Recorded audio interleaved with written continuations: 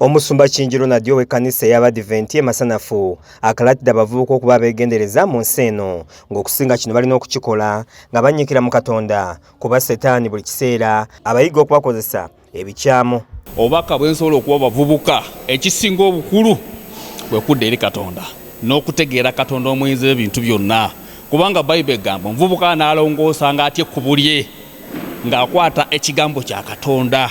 Ono asinze ekkanisa eno gye bategese olusiisira lw'ebyobulamu mwe baweeredde abantu obujjanjabi obw'obwereere nga bakoze ne bulungi bwansi mu ghetto ez'omu Kinoonya gye bagogoledde enzizi wamu n'emyala wakati nga bakoza wiiki y'abavubuka mu kkanisa emanyiddwa nga Global Youth Week ng'eno etandise leero nga yakutambulira ku bulamu okugamba nti weerage eri ebibuga. Eggwanga lyaffe Uganda werigenda wazibu. Ogwo gwe mutawaana omunene Setaani gwe yakola abazadde okulowooza nti abaana abaabwe bokka.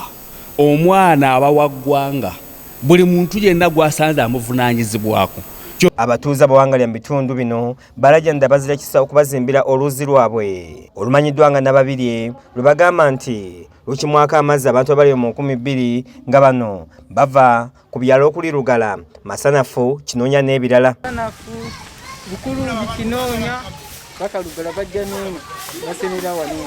Zino baluzimbe emyala gino nangiriko ku luzina olulala lulo lubi lugenda kola ki lugenda gwamu ne kyamani nakacheko ndi tuyambe kola ki kutereza luzi luno ketwagala abazira kisa bajje tulongose oluzi luno tuzimbe. Nakyone Silivira nga yakuli abavubuka mu kanisa ya Masanafu Seventh Day Adventist Church atubulidde ekibawaliza okukola bulungi bwansi ono. Bagamba nti kino bakikola ng'akabonero ak'okubulira enjiri ng'omuntu bw'omubulira nti Katonda mulungi era akwagala n'enjiri ebayingira mu mutwe. Sukaali ne Mukenenya omusawo Nalumansi Aliziki akozesa omukisa guno n'abangula abantu ku ndwadde eya sukaali ne Mukenenya ezikebereddwa ng'abalambise enje ennungi kosa okukola dduyiro n'okwekuuma. Waliwo n'emize emibi egy'okunywa omwenge nagyo si mirungi, nagyo girwaliza ddala. Ekibumba kyaffe ekinafu entakisobola kubanga kisobola okuprosesinga sukaali oli gw'oteeka mu mubiri.